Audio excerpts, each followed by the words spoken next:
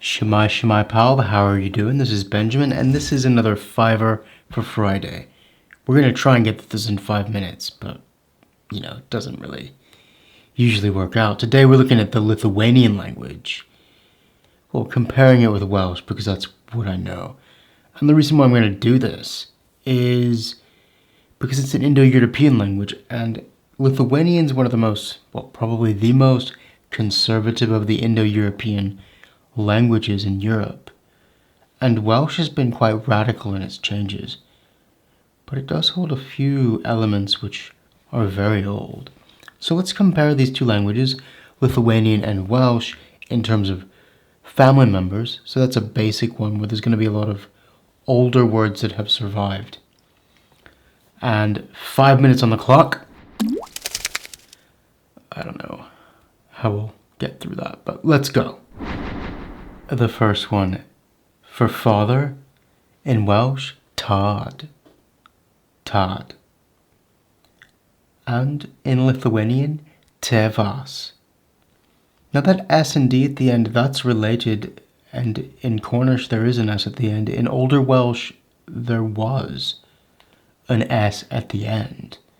It changed over time. So this is definitely related. Let's go to mother. Mam in Welsh, and motina in Lithuanian. That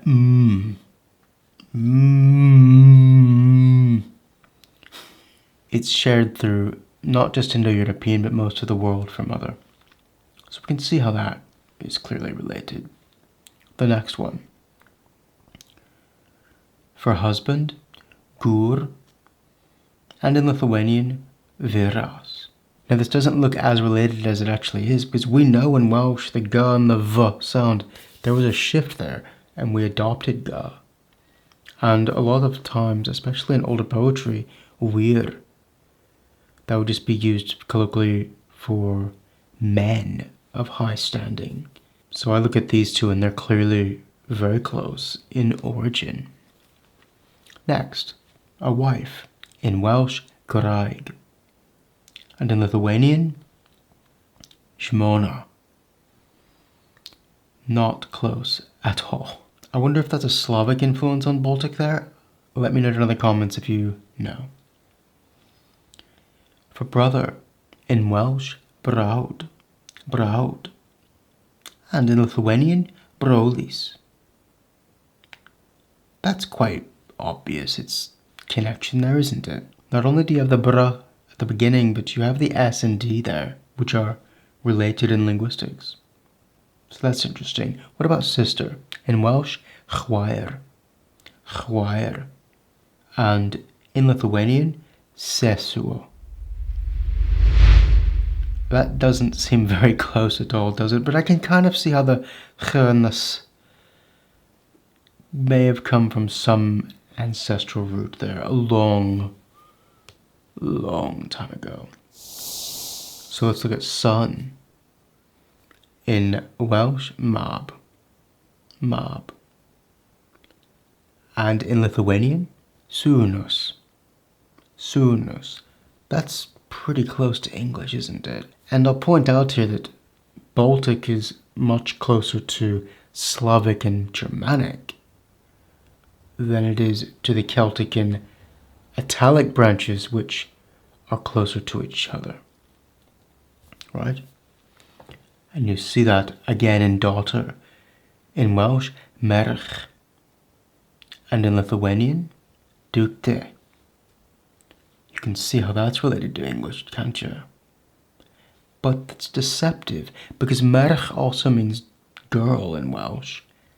And in Lithuanian, you have this word for girl, mergina. So that's quite close.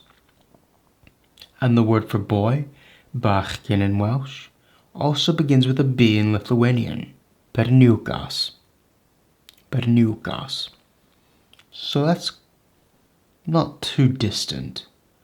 I mean, if you compare it to languages like Vietnamese, I'm sure that the distance is much greater. So let's look at grandparents. Grandmother in Welsh, nine or mamgi.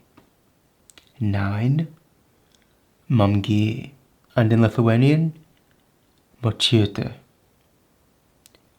Močiete. So it seems that Lithuanian kept the bit, maybe some essence of mother in it from somewhere distant. And in South Welsh, which actually is more conservative phonetically than North Welsh, they kept mamgi.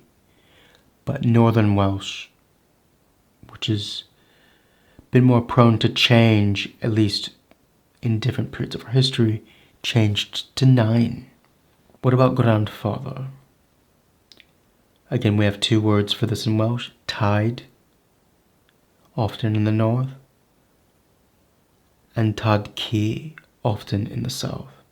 Now, you do hear them all over Wales, but generally. And in Lithuanian, senelis. Now that makes me think of the word senior, senile, seniority for an older grandfather. We obviously lost that bit, and they kept it. Aunt. Modrib in Welsh, modrib, and in Lithuanian, teta. Uncle. Ewythr in Welsh, ewythr, and in Lithuanian, dede. That really does make me think of daddy. That didn't sound right, did it? Onwards. Cousin, cefnithr in Welsh, and if it's a female, cyfnithr. And Lithuanian distinguishes between female and male cousin as well.